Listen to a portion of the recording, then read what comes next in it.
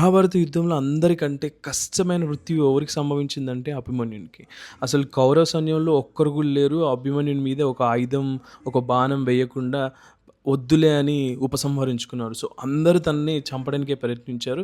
And ఆ యుద్ధం జరిగిన తర్వాత పాండవులు తన అంతిమయాత్ర కోసం వెళ్ళినప్పుడు తనని ఒక్కో దగ్గరికెళ్ళి ఒక్కొక్క పార్ట్ తీసుకొచ్చి అన్ని పార్ట్‌లు కలిపి ఇది చేయాల్సొచ్చింది. ఇది బుక్‌లో ఎక్కడో ఉండదు. సినిమాలో కూడా చూపియరు. ఎందుకంటే ఇది నిజం. నిజం ఇలాగే ఉంటుంది.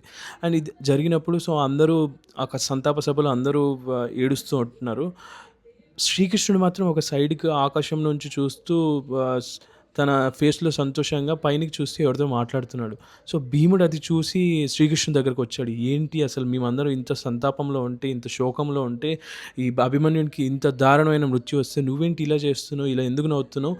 నాకు తెలుసు యుద్ధం నువ్వే చేపిచ్చావని తెలుసు. అంటే నీ యుద్ధంలో ప్రతి దుర్యోధనుడు నువ్వే, ధర్మరాజు నువ్వే, అర్జునుడు నువ్వే, సహదేవుడు నువ్వే, శకుని నువ్వే, ప్రతి ఒక్కరు నువ్వే.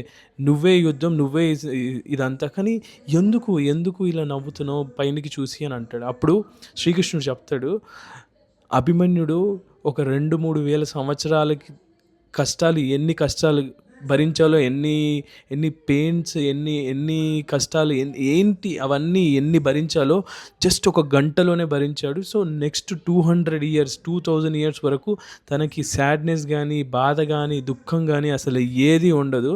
అతను ఆల్రెడీ ఇప్పుడు పైనకెళ్ళాడు. ఇంకో జన్మలో చంద్రమామ దగ్గర ఉన్నాడు. అక్కడి నుంచి నన్ను చూస్తూ మామ అంటున్నాడు. సో, అక్కడి నుంచి తన జీవితం ఆల్రెడీ స్టార్ట్ అయిపోయింది అని చెప్తాడు. సో, దీని నుంచి మనం ఏం నేర్చుకోవాలంటే, మనం ఎప్పుడైనా మనకి ఇది టఫ్ అనిపించినప్పుడు గానీ, ఇది అబ్బా! నేను చేయలేకపోతున్నాను, నాకెందుకు జరుగుతుంది, నాకే ఎందుకు జరుగుతుంది అనుకుంటాం కదా!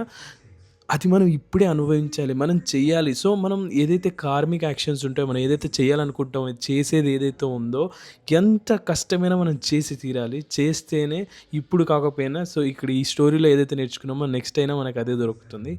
తప్పకుండా దొరుకుతుంది. జై శ్రీకృష్ణ.